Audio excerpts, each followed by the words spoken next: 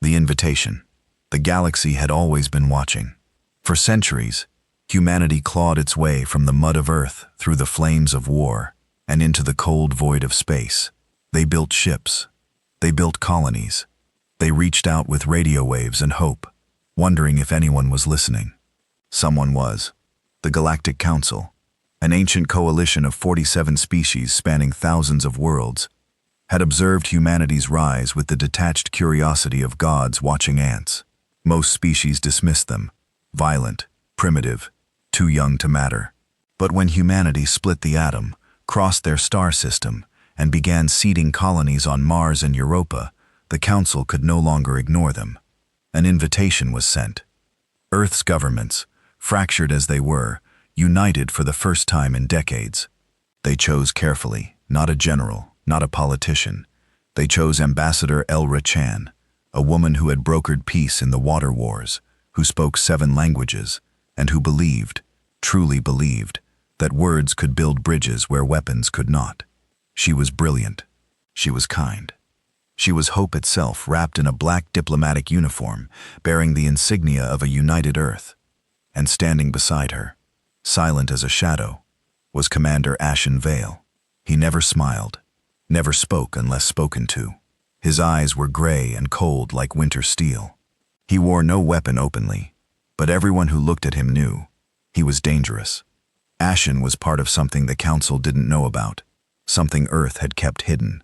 Project Revenant. It was a protocol, a promise. No human dies unheard. No murder goes unanswered. But the Council didn't ask about him. They didn't care about bodyguards. The journey to Virion Prime took 3 weeks aboard the Solace, a sleek Terran cruiser that hummed with quiet power. Elra spent her days preparing speeches, studying alien customs, rehearsing greetings in languages that twisted her tongue. Ashen spent his days watching. "Do you think they'll listen?" Elijah asked him one evening, staring out at the swirling colors of hyperspace. Ashen didn't look at her. "They invited you. That's something. But will they respect us?" He was quiet for a long time. Then softly, "Respect is earned, Ambassador, not given." She smiled sadly. "Then let's earn it." Virion Prime was a marvel, a space station the size of a moon, spinning slowly in the void, its surface glittering with lights from 1,000 docking bays. Ships of every shape and size floated around it like schools of fish, organic vessels that pulsed with bioluminescence, crystalline cruisers that refracted starlight, angular warships bristle with unknown weapons, and now among them, one small Terran ship. The Solace docked without incident. Elra and Ashen stepped into the station, flanked by 2 junior diplomats in a small security detail. The air smelled strange, metallic and sweet, like copper and honey. The gravity was slightly lighter than Earth's. Aliens filled the corridors. Tall reptilian Thraxians with scales that shimmered like oil. Delicate Etheri, with 6 limbs and wings folded against their backs. Hulking Korans, 4-armed and scarred, their eyes glowing faintly in the dim light. None of them looked at Elra with kindness. They looked at her like she was an insect that had wandered into a palace. The council chamber was vast, a circular amphitheater carved from black stone, with seats rising in tiers around a central platform. 47 representatives sat in judgment, their forms ranging from vaguely humanoid to utterly alien. Some floated, some slithered. One was a cloud of glowing gas contained in a transparent sphere. At the center of the platform stood a single podium. Elira walked forward, her footsteps echoing in the silence. Ashen remained at the edge of the chamber, hands behind his back, expression unreadable. The High Chancellor, a tall insectoid being named Zyrek, clicked his mandibles in what might have been a greeting. "Ambassador Chan of Terra," he said, his voice translated into English through neural implants. "You stand before the Council of the Galactic Union. Speak. Tell us why we should accept your kind into our civilization." Ira took a breath and she began. She spoke of humanity's history, not just the wars, but the peace that followed. Not just the destruction, but the rebuilding. She spoke of art and music, of literature and science, of a species that had looked at the stars and dared to dream. She spoke for an hour, and for an hour the council listened. Some seemed intrigued, others bored. A few whispered among themselves, their alien languages hissing and chittering. But in the back rows, a group of Thraxians watched with narrowed eyes. They were the Purity Front, a radical faction that believed the galaxy belonged only to the ancient races. Humanity in their eyes was a plague, a virus, something to be eradicated before it spread, and they had been waiting for this moment. The chamber was silent, then slowly, High Chancellor Zurich rose. "Your words are noted, Ambassador. The Council will deliberate. You will have our answer in." A pulse of energy screamed through the air. Elra's chest exploded in a spray of red. She collapsed, eyes wide with shock, blood pooling beneath her. The Council erupted into chaos, shouting, alarms blaring, security rushing in. But Ashen didn't move. He stood there perfectly still, staring at Elira's body. His face was stone, but his hands were trembling. And in that moment, something inside him, something cold and terrible, woke up. The Thraxian who had fired the weapon laughed, raising his weapon high. "One less monkey," he shrieked. "Terra will learn its place." Ashen's eyes lifted, and the galaxy learned something it would never forget. Humanity does not forget. The first hour, the silence lasted 3 seconds. 3 seconds where the galaxy held its breath. Then Ashen moved. He didn't run. He didn't shout. He walked calm, deliberate, each step echoing in the chaos like a drumbeat. The Thraxian assassin was still laughing, still waving his weapon when Ashen reached him. One motion. Ashen's hand shot out, fingers like iron bars, and crushed the assassin's wrist. Bones snapped. The weapon clattered to the floor. The Thraxian screamed. Ashen didn't let go. He leaned in close, his voice so quiet that only the assassin could hear. "You just declared war." Then he broke the Thraxian's arm in 3 places and let him drop. Security descended, a mix of Corran enforcers and Athari peacekeepers, all shouting, all pointing weapons. Ashen raised his hand slowly, blood on his knuckles, and let them take him. But his eyes never left Elra's body. High Chancellor Zyrek was shouting orders, trying to restore order, but the council chamber was pandemonium. Representatives were fleeing, accusing each other, demanding answers. The Purity Front, 6th Thraxians in total, were already being detained, dragged away by station security. But the damage was done. Elra Chan, Ambassador of Earth, first voice of humanity, lay dead on the cold black stone, and somewhere far away, a signal was sent. 43 minutes after the assassination, aboard the Terran cruiser Solace, the ship's AI received a priority transmission. It was brief. 6 words. Protocol Revenant. Authorization Veil. Execute. The AI didn't hesitate. It transmitted the code back to Sol system, a quantum encrypted burst that traveled faster than light itself. And in the outer reaches of Earth's solar system, something stirred. 51 minutes after the assassination, the Terran Defense Fleet materialized. Not with fanfare, not with announcements, they simply appeared. 67 warships dropping out of hyperspace in perfect formation around Virion Prime. Dreadnoughts, carriers, destroyers, frigates, bristling with railguns and missile pods. The Council had been told humanity possessed 12 warships. They had lied. Station alarms screamed. Alien defense fleets scrambled, but the Terran ships made no hostile moves. They simply formed a perfect blockade, a ring of steel around the station. No one could leave. No one could enter. And then a transmission broadcast on every frequency in every language the Council knew. A woman's voice, calm, cold. "This is Admiral Kira Voss of the Terran Defense Fleet. We are not here for war. We are here for justice. The murderers of Ambassador Chan will be surrendered to Terran custody within the hour, or we will come in and take them. This is not a negotiation." The Council panicked. High Chancellor Zarek tried to argue, tried to claim jurisdiction, tried to appeal to galactic law. Admiral Voss didn't respond. The countdown began. Inside Virion Prime, Ashen sat in a detention cell, hands cuffed behind his back. 2 Corran guards watching him. He hadn't spoken since they brought him in. He sat perfectly still, head bowed, breathing slow and even. But inside, he was counting. 53 minutes since Elra died. 7 minutes until the fleet arrives. 4 minutes until they realize what's coming.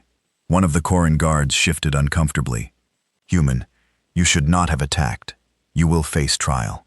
Ashen looked up. His eyes were empty. No, he said quietly. I won't. The guard frowned. You think your people will save you? Ashen smiled. Just a flicker, cold and humorless. I think you should run. 58 minutes after the assassination, High Chancellor Zurich stood in the emergency council chamber surrounded by panicking representatives. We cannot surrender them, Athraxian elder hissed. It sets a precedent. It makes us look weak. We look weak now, snapped an Athari diplomat. They have a fleet at our door. They're bluffing, the Thraxian spat. They won't attack. It would be suicide. An ancient being, one of the eldest, a species so old they barely communicated anymore, spoke in a voice like grinding stone. You do not understand humans. The chamber fell silent. The eldest continued, its form shifting like smoke. They are not like us. We negotiate. We posture. We play games of power and politics. Humans do not. When you kill one of theirs, you do not insult them. You do not anger them. You teach them where you are, and then they come. The Thraxian elder scoffed. Primitive warmongering. No, efficient. The eldest's voice was final. Give them what they want. Or learn why humanity survived their own world. 59 minutes 40 seconds. The 6 Thraxian assassins were dragged from their cells, screaming, thrashing, demanding justice under galactic law. The council didn't listen. They were marched to the main hangar, where a Terran shuttle waited. Black, angular, utterly silent. Ashen was already there. His cuffs had been removed. He stood at the shuttle's ramp, flanked by 12 soldiers in full combat armor. Terran Marines, their visors dark, their weapons loaded but lowered. When the assassins saw him, they froze. Ashen stared at them. He didn't speak. He didn't need to. The lead assassin, the one who had pulled the trigger, spat at his feet. You think this changes anything? You think this makes you strong? You're still animals. You'll always be. Ashen stepped forward. The Marines didn't move. The assassin's words died in his throat. Ashen leaned in close, his voice a whisper. She came here believing in peace. She died believing you could be better. I'm going to make sure you live long enough to understand what you took from us. He straightened. Take them aboard. 1 hour 2 minutes after the assassination, the Terran fleet received its prisoners. Admiral Voss's voice echoed one last time across Virion Prime. The murderers are in our custody. We will leave your station, but understand this. Humanity came here in peace. We offered friendship. You answered with blood. The Council will receive our formal response within 24 hours. Until then, think carefully about what happens next. The fleet vanished as suddenly as it had come. The station was silent, and in the council chamber, for the first time in 1,000 years, the ancient powers of the galaxy felt something they had not felt in centuries. Fear, the trial of monsters. The Terran fleet didn't return to Earth. Instead, they gathered at Threshold Station, a military outpost on the edge of Sol's helipause, hidden in the shadow of a dying comet. It was a cold place, a place built for war. The 6 assassins were brought to the brig in silence. No one touched them. No one spoke to them. They were given water, rations, and isolation. But every 6 hours, a recording played in their cells. Elra's speech, her voice, her words, her hope. Over and over and over. It wasn't torture, not by any legal definition. But by the 3rd day, 2 of the Thraxians were weeping. 3 days after the assassination, the Galactic Council convened an emergency session. High Chancellor Zurich stood before the assembly, his mandibles clicking nervously. We must address the Terran situation. An elderly Kuran general slammed his fist on the table. Address. They humiliated us. They blockaded a council station and took prisoners from our custody. They took murderers, corrected a soft-spoken ether representative, and they did so without firing a single shot. Precision, restraint. That is not the behavior of savages. It is the behavior of predators, hissed a Thraxian elder. They wait, they calculate, and when they strike, it will be bloody. The chamber descended into argument until a hologram flickered to life at the center of the room. Admiral Kira Voss, She stood in full uniform, hands behind her back, her expression carved from ice. Members of the Galactic Council, humanity has reviewed your laws, your treaties, your customs. We find them insufficient. The chamber erupted in outrage, but Voss didn't stop. Ambassador Chan was murdered in cold blood before witnesses, in an act of terrorism meant to intimidate and humiliate. Under your laws, this would result in a fine probation, perhaps exile for the guilty party's faction. Unacceptable. High Chancellor Zarek tried to interject. Admiral, with respect, galactic law is not Terran law. The room went silent. Voss continued, her voice unwavering. We do not seek your permission. We do not ask for your forgiveness. We are informing you. The 6 individuals responsible for the death of Ambassador Chan will stand trial under Terran jurisdiction. They will be judged by human law, and if found guilty, they will face human justice. And what is human justice? A council member demanded. Voss's expression didn't change. You'll see soon enough. The trial will be broadcast across all open channels. You are invited to watch. We hide nothing. The hologram disappeared. 7 days after the assassination, the trial began. Not in a courtroom, in a vast circular chamber aboard Threshold Station. Its walls lined with cameras broadcasting to every corner of the galaxy. Hundreds of alien species watched. The 6 Thraxians sat in restraints guarded by Marines. Their lawyer, a human surprisingly, sat beside them. The council had expected humanity to refuse them representation. They were wrong. At the center of the room stood Judge Althea Wren, a sharp-eyed woman in her 60s, who had presided over war crime tribunals on Earth. Her voice was calm, measured.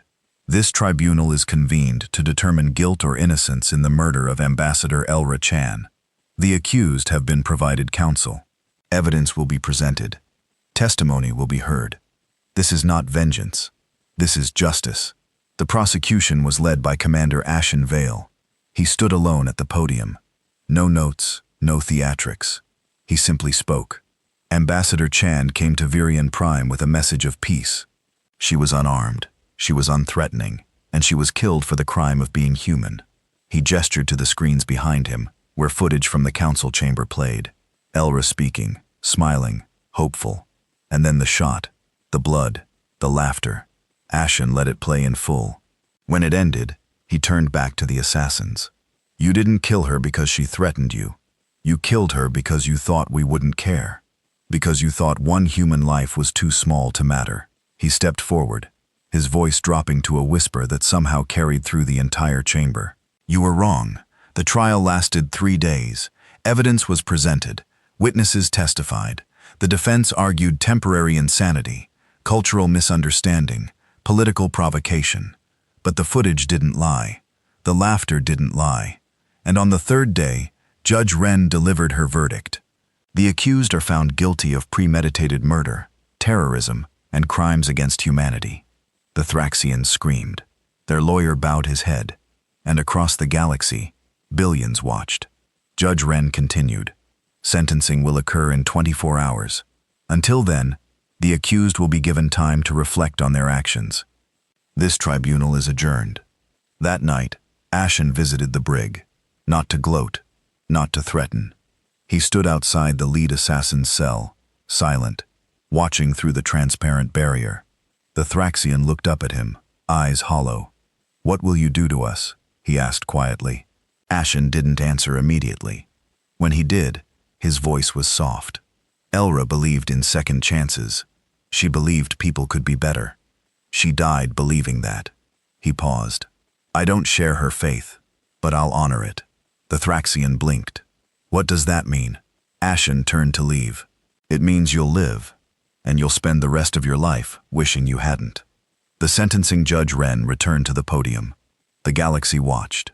The sentence for the crime of murdering Ambassador Chan is as follows. Life imprisonment without parole. To be served in solitary confinement on Luna Penal Colony. You will be given no contact with your species, no contact with the outside world. You will live, you will remember, and you will never ever be free. She leaned forward. Humanity does not believe in execution for vengeance, but we believe in consequences. You wanted to teach us our place. Instead, you've taught us yours. The gavel fell. Across the galaxy, reactions were mixed. Some species called it barbaric, others called it merciful, a few called it brilliant. But every species understood the message. Humanity does not forget. Humanity does not forgive.